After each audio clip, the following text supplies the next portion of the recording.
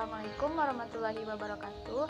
Kenalkan, saya Yulia Fikri, NIM 1904-2206 dari jurusan Ilmu Administrasi Negara, Universitas Negeri Padang.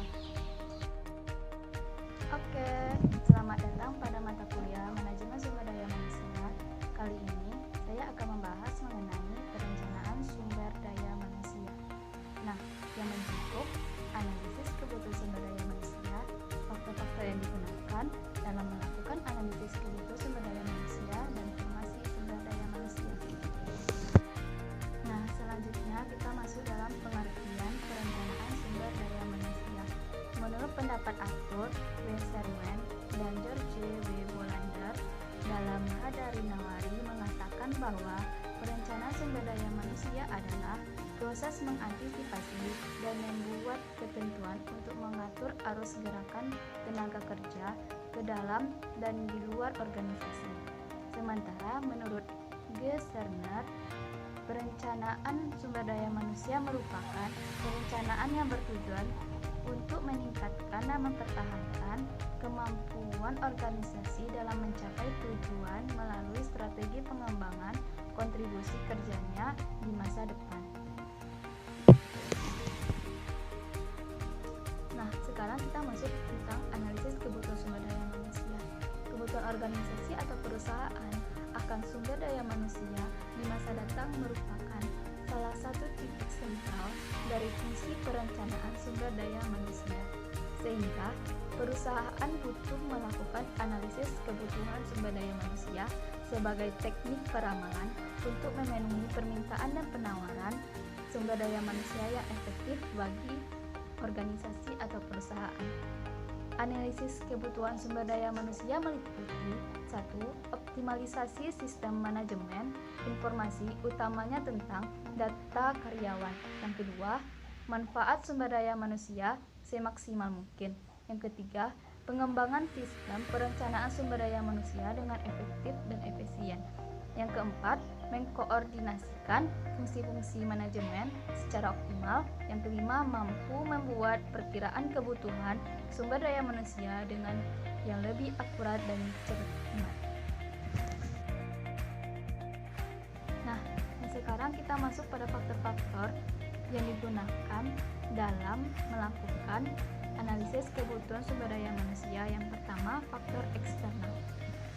Faktor eksternal adalah kondisi lingkungan yang berada di luar kendali perusahaan yang berpengaruh pada rencana strategi dan rencana operasional, sehingga langsung atau tidak langsungnya berpengaruh pada kebutuhan sumber daya manusia. Ada beberapa alasan dan sebab permintaan sumber daya manusia di lingkungan organisasi sebagai faktor eksternal. Yang pertama, ekonomi nasional dan internasional atau global. Yang kedua, sosial, politik, dan budaya. Yang ketiga, pertimbangan ilmu dan teknologi. Yang keempat, pasar tenaga kerja dan perusahaan pesaing. Nah, sekarang masuk pada faktor internal. Faktor internal adalah kondisi persiapan dan kesiapan sumber daya manusia sebuah organisasi dalam melakukan operasional bisnis pada masa sekarang dan untuk mengantisipasi perkembangan pada masa yang akan datang. Dengan kata lain, faktor internal adalah alasan permintaan sumber daya manusia yang bersumber dari kekurangan sumber daya manusia di dalam organisasi atau perusahaan yang dilaksanakan bisnisnya, yang menyebabkan diperlukan penambahan sumber daya manusia. Yang pertama yaitu faktor rencana strategi dan rencana operasional. Yang kedua, faktor prediksi produk dan penjualan. Yang ketiga, faktor pembiayaan sumber daya manusia. Yang keempat, faktor pembuka bisnis. Yang kelima, faktor desain organisasi dan desain pekerjaan. Yang keenam, faktor keterbukaan dan keikutsertaan para manajer. Selanjutnya, faktor persediaan karyawan.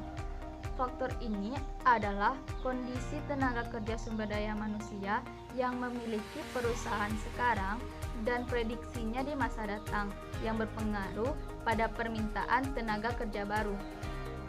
Selanjutnya masuk pada formasi sumber daya manusia.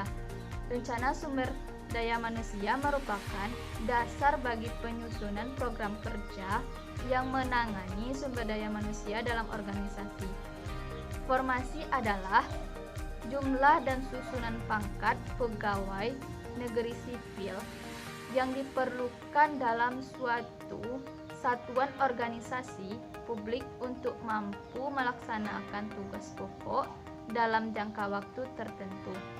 Formasi dasar hukumnya adalah yang pertama Undang-Undang Nomor 43 Tahun 1999 Pasal 15. Yang kedua, Peraturan Pemerintah Nomor 97 Tahun 2000. Yang ketiga, Peraturan Pemerintah Nomor 54 Tahun 2003. Yang keempat, Keputusan Kepala BKN Nomor 26 Tahun 2004. Yang kelima, Peraturan Pemerintah Nomor 48 Tahun 2005. Yang keenam, Peraturan Pemerintah Nomor 43 Tahun 2007.